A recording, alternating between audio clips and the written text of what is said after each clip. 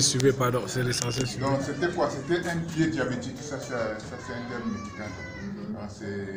Il y avait une nécrose au niveau du deuxième orteil qui venait l'allure d'une gangrène. Bon, ce médecin me connaît parce que j'ai soutenu quand même sur le pied diabétique et j'ai fait des efforts pour limiter les amputations. Mais quand j'ai pris ce monsieur, quand j'ai réussi à stabiliser, il était question maintenant de la repousse. Et il y avait ce petit orteil-là. J'ai amputé le petit bout qui est, bon, oui, l'extrémité distale.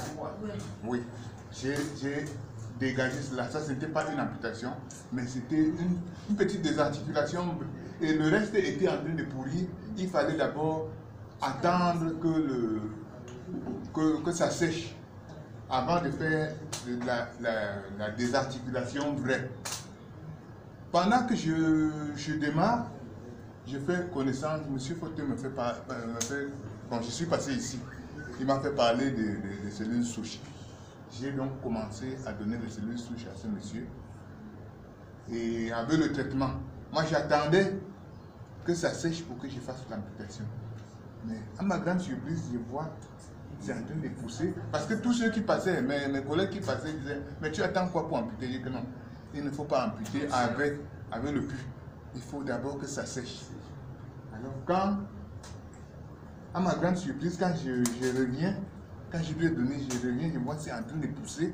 C'est en train de pousser. Et puis, il n'y avait plus, je ne pouvais plus faire l'amputation. Donc, et je vais vous dire une chose, c'est que quand j'ai ouvert, la cicatrisation ne prenait pas la forme normale. C'est-à-dire que c'est plutôt la forme, la partie distale poussait plus vite que la partie... oui, ça bourgeonnait mieux que la partie proximale. C'est-à-dire quand je vais parler de la partie distale, donc l'extrémité bourgeonnait mieux que la partie qui vient du cœur. C'est ce qui devait être le contraire. Alors, j'avais des difficultés. Parce que là, je sentais que les cellules, ça manquait de cellules. Mais quand il a commencé, subitement, directement, j'ai vu la repousse reprendre. Et à nos jours, il est dans la phase de la guérison.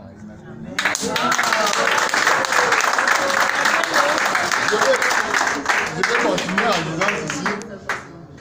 Il a un Doppler, malheureusement, il est suffisamment démuni. Parce qu'on avait fait le Doppler et il était à 80% de... Oui, non,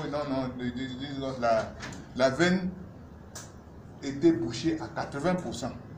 Donc, l'amputation était normale. Parce que 20%, c'était pas suffisant pour permettre pour espérer une bonne circulation, une bonne cicatrisation.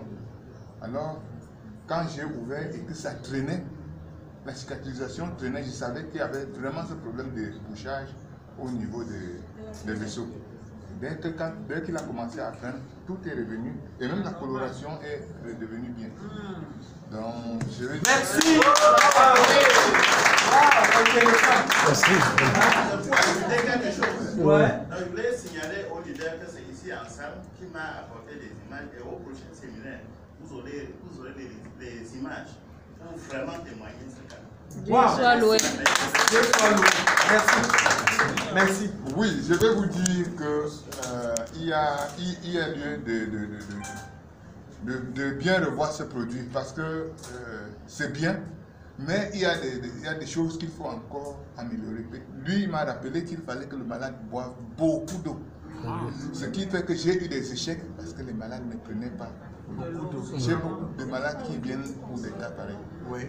Lui-même, il avait un cochambier qui a un ulcère, un vieux ulcère.